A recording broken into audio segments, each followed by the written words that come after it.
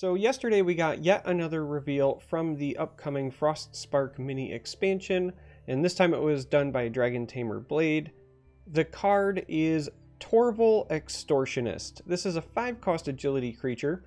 It's a Khajiit, yay fluffy kitties. It's a 7/5 for that 5 cost, which is a pretty good stat line. The card itself reads, Slay, gain magicka this turn equal to the slain creature's cost. Wow. Let's just start with the word wow. This card, in my opinion, is going to be the equivalent of Bleak Coast Troll from the Forgotten Hero collection. This one is going to be played mostly because of its stats, in my opinion. A 7/5 for 5 is entirely reasonable. 7 is a lot of damage to swing for. 5 health is important because it keeps it out of lightning bolt range, which is fantastic.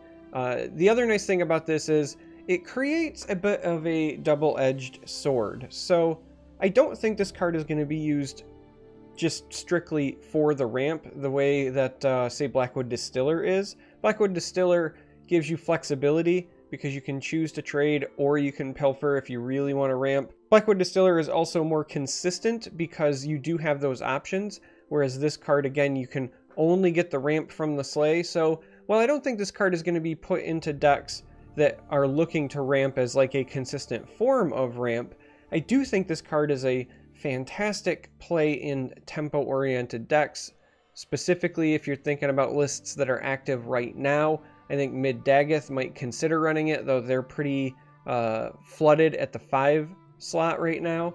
But Mid-Telvanni / Tempo Telvanni, I think, loves this card.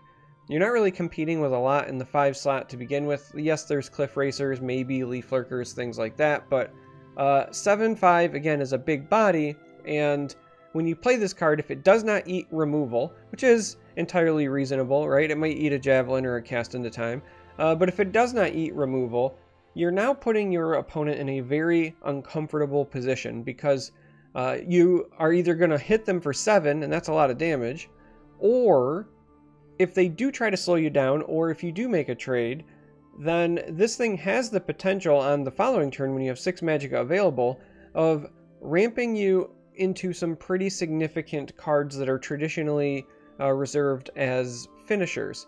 So let me give you a potential example, right? You play Torval Extortionist, and either your opponent already has, or because they're just trying to not take 7 damage, they put into play something like Hive Defender. Hive Defender is a reasonable card. Maybe it's Emperor's Blade that's seen a lot of play lately. But let's just say arbitrarily some guard creature. If it's like Hive Defender, and it's on the following turn when you have 6 magicka, you trade, your Extortionist survives, and then you get 10 magicka to work with. That would allow you to drop like Unkano and a 2-drop on your turn 6 effectively. That would allow you to play Tazcad. Like, you can really punish people if they do not have removal for this, and that is good. And if you don't want to trade, or they don't have anything for you to trade into, 7 damage to the face is a pretty good consolation prize, in my opinion. So I do think this card will see play. I especially think it will see play in the like mid / Tempo Telvanni archetype, maybe others.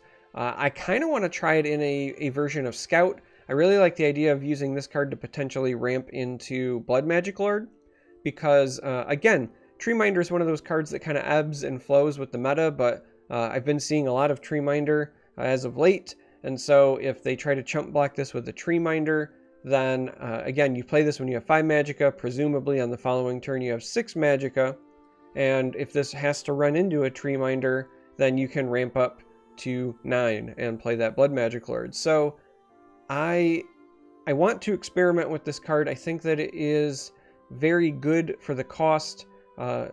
Again, I think this is the Bleak Coast Troll of this set, and I'm really excited to see how everything plays out with this.